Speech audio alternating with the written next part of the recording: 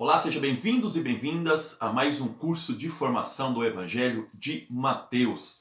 No vídeo passado nós trabalhamos aí a introdução das bem-aventuranças, que inicia aí no capítulo 5, inicia o grande discurso de Mateus, serão 5 discursos, e trabalhamos principalmente o versículo 1 e 2 nessa introdução para entendermos as chaves de leitura. Hoje nós vamos começar com a primeira bem-aventurança, só o versículo 3, porque compreender essa primeira bem-aventurança será aí a porta de entrada para as outras 7 bem-aventuranças que nós vamos ler posteriormente. Essa primeira bem-aventurança, ela é de difícil compreensão exegética. Praticamente cada autor ou cada estudioso bíblico ele vai em uma direção. Então é importante para que a gente aproxime da intenção de Jesus e principalmente aproxime da intenção de Mateus, é compreender principalmente a língua grega e também o contexto em que Jesus viveu e o contexto em que Mateus viveu.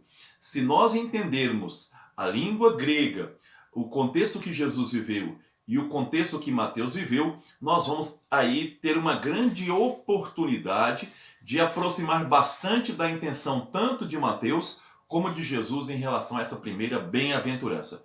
Por isso vamos nos prender aqui principalmente na análise feita por 2 grandes teólogos, doutores na área de teologia, pós-doutor um em ciência da religião, o outro em história, que são aí José Luiz Correia Júnior e também Luiz Alexandre Solano Rossi. Eles escreveram artigos sobre essa primeira bem-aventurança. Nós vamos aqui principalmente nos prender aí a esse texto que é muito interessante e que nos ajuda a entender bem essa primeira bem-aventurança. Além do artigo aí, é necessário também ter um certo conhecimento de cristologia, porque entendendo a vida de Cristo, do Cristo histórico, nós vamos compreender aí a intenção de Jesus em relação a essa bem-aventurança, mas principalmente a intenção de Mateus. Portanto, vamos utilizar aí também de alguns autores que trabalham a cristologia, como o Pagola, como o Reza Aslan e dentre outros também que nós vamos trabalhar aí com vocês. O primeiro ponto importante é uma compreensão bíblica do que seja bem-aventurança, que traduzindo nos aproxima da palavra felizes. Quando nós olhamos os textos do Primeiro Testamento, nós descobrimos que nós temos 2 tipos de bem-aventuranças. Um de caráter sapiencial. São as bem-aventuranças, aquelas ligadas aí ao cumprimento da Escritura, ao cumprimento da Torá. Felizes são aqueles que seguem a Torá, seguem a lei de Deus. Esses são felizes. Essas bem-aventuranças são de caráter que nós chamamos de sapiencial. Mas existem aí outras bem-aventuranças que estão ligadas ao caráter escatológico. São aquelas que falam da intervenção de Deus na história em favor dos mais fracos, dos mais frágeis.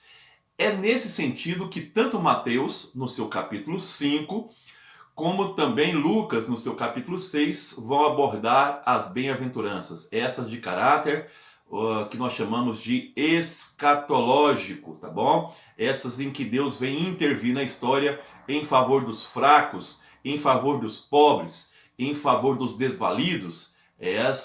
São essas as bem-aventuranças que Mateus vai trabalhar.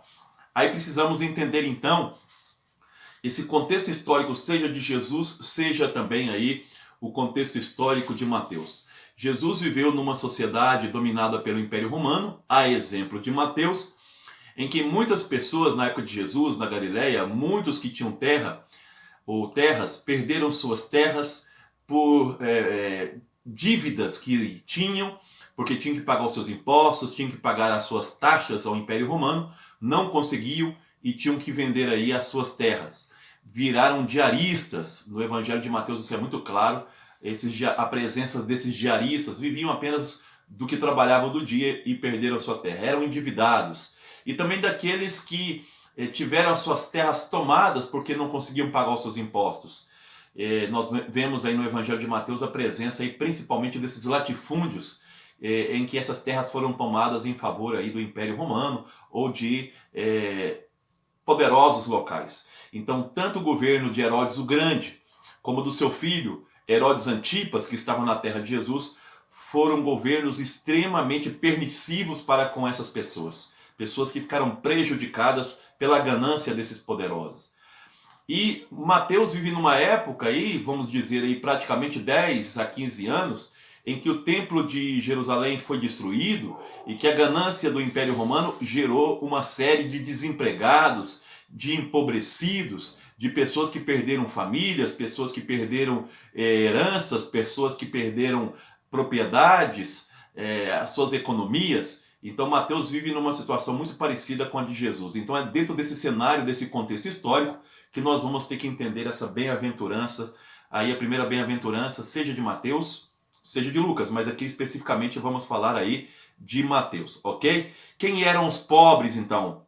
Porque basicamente nós vamos então ficar aqui no versículo 3, a Bíblia de Jerusalém diz: felizes ou bem-aventurados os pobres em espírito, porque deles é o reino dos céus. A diferença de Mateus com Lucas é que Mateus acrescenta essa palavra em espírito, o que gerou uma série de interpretações. Vamos tentar aproximar da interpretação histórica, cristológica, mais próxima de Jesus, pegando o texto grego, que vai nos ajudar a entender um pouco isso. Quem são os pobres? São todas as pessoas empobrecidas, vítimas desse sistema de exploração, de extorsão, promovidos tanto pelo Império Romano, como também pelas oligarquias locais poderosas, tá bom? São todos os camponeses, vou levantar aqui alguns grupos, tá? Excluídos socialmente. Quem vai dizer isso para nós vai ser aí principalmente o João Sobrino.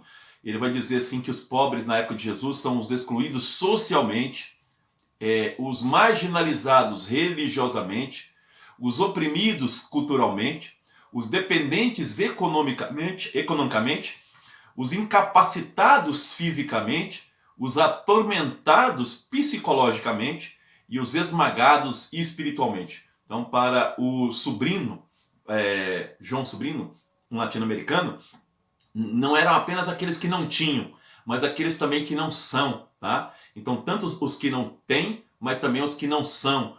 Não têm liberdade política, não têm liberdade para nada, então são marginalizados nessa sociedade. Isso é importante para a gente entender quem são os pobres. A causa dessa pobreza já falamos para vocês aí, principalmente uma taxação de tributação muito grande na época de Jesus, a apropriação de terra alheia por falta de pagamentos, ou também venda dessas terras por questões aí ligadas à questão desses pagamentos de taxas, ok? Isso é muito importante, por isso que estou falando, para entender bem esse versículo 3, temos que entender a época de Jesus, contexto histórico de Jesus, contexto histórico de Mateus, a questão aí da língua grega e também da cristologia, senão a gente não entende nada do que Jesus e Mateus estão expressando aqui nesse texto, tá bom? Vamos aqui um pouco além para entender então a língua grega. E só queria pegar mais um autor aqui chamado Hosley. Ele vai dizer que as pessoas, essas pessoas serão felizes, principalmente porque elas vão ser agora amadas por Deus, porque até então elas se achavam afastadas de Deus por essa situação que elas viviam, tá bom? Isso é muito importante. Então, dentro dessa perspectiva nova que Jesus vem apresentar, tá? Ele vai dizer basicamente aí nessa bem-aventurança que muitas dessas pessoas desvalidas, elas sonhavam com o reino messiânico. Lembra do Messias histórico lá dos judeus? Então elas acreditavam que um Messias iria aparecer e iriam colocar as coisas todas no lugar de novo. As terras seriam devolvidas, a dignidade devolvida, porque essas pessoas estão sem dignidade. Era com isso que essas pessoas sonhavam, com o reino messiânico. E quando Jesus aparece, ele vai dizer, o reino de Deus, dos céus chegou. Então, ou seja, aquele sonho de vocês vai acontecer. Então, isso é muito importante para que a gente entenda. Não aquele Messias que eles pensavam, mas um outro tipo de Messias que vamos ver daqui a pouco. Ok? Então, é um convite à alegria. A dignidade de Deus está diante de vocês. Alegrem-se. Vocês que não tinham dignidade, vocês que perderam a dignidade, vocês que perderam a essência humana, o reino dos céus ele está entre vocês. Então é muito interessante, é uma boa notícia, é um evangelho mesmo, vivo, tá bom?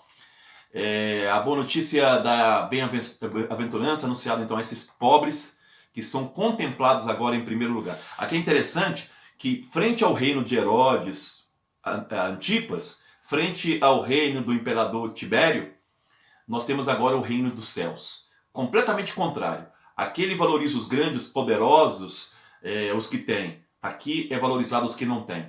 Aqui é um anúncio. Jesus não está dizendo que ser pobre é bom. Jesus está dizendo que a pobreza injusta que vocês estão sofrendo na pele vai acabar. Vai acabar porque um novo reino vai ser estabelecido. Naquele reino do Herodes, no reino do Tibério, o que conta é o comprar. Agora é o partilhar. Eu vou ensinar os meus discípulos a partilharem, as comunidades a partilharem, e vocês terão a sua dignidade de novo. As terras serão partilhadas. As dívidas serão perdoadas. Olha o Pai Nosso do Mateus, hein? As dívidas serão perdoadas. Um novo reino vai começar. Um reino que vai ter a cara de Deus, da partilha, da comida para todos. Olha o capítulo 14 de Mateus, a partilha, a comida para todos, vida digna para todos, partilha de terra, partilha de vida, partilha de Deus. Então quem vai me seguir, está dizendo Jesus, vai ter que aprender a fazer isso para que os pobres tenham a sua dignidade de novo restabelecida. Mas vamos ver que o grego, que nos ajuda a entender bem essa questão aí, quem são esses pobres aqui dentro do contexto que o Mateus está apresentando. A gente poderia apresentar outros dentro da cristologia. O Pagola é um grande teólogo, ele vai identificar aí os pobres como sendo aqueles que perderam suas terras, sua honra, crianças ameaçadas pela fome, pela doença, mulheres abandonadas e que precisam prostituir, aqueles mendigos que são aí desprezados por todos, pessoas possuídas pelos demônios, fragilizados do ponto de vista psíquico, doentes físicos de várias categorias, aqueles que são desnutridos, que faltam água, até para consumo.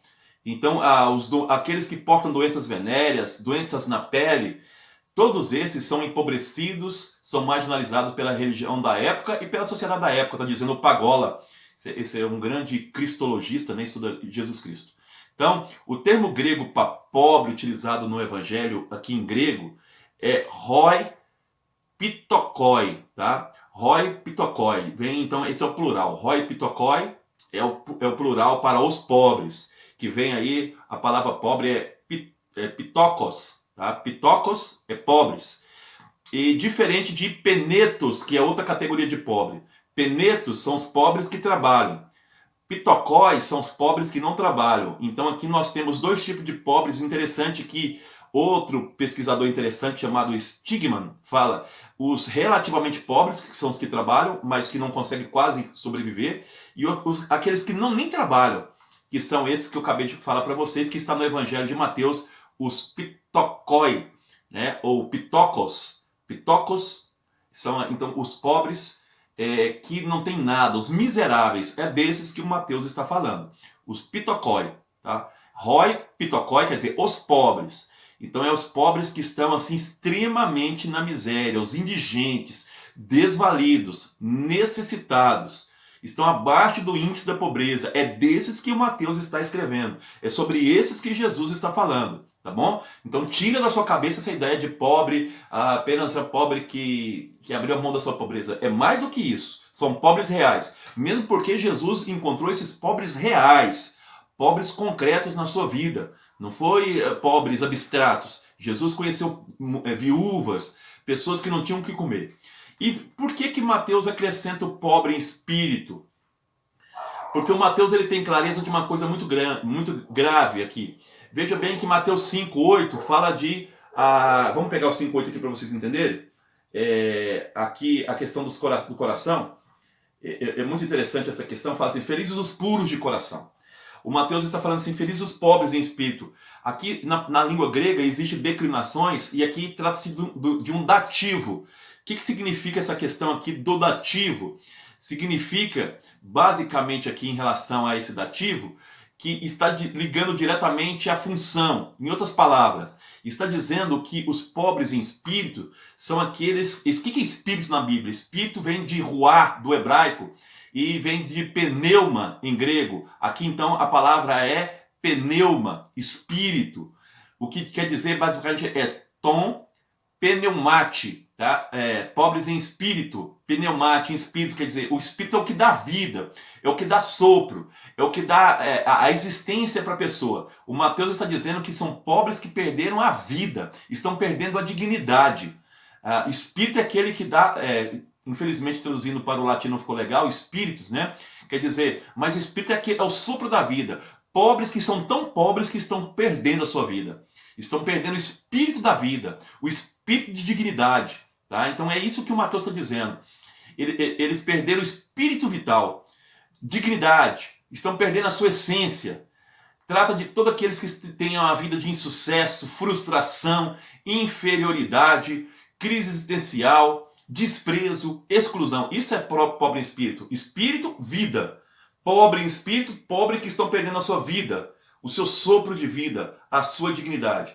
Mas eles não são felizes por estar nessa situação. Isso que é importante, porque a pobreza é um pecado. Jesus não quer ninguém viver na pobreza. Está dizendo que essas pessoas que vivem assim, elas são felizes porque agora o reino de Deus desceu dos céus até ela. Essa é a expressão reino dos céus. Não é um reino construído aqui nesse mundo, mas é Deus que olha para essas pessoas. E Deus mandou o seu filho para essas pessoas.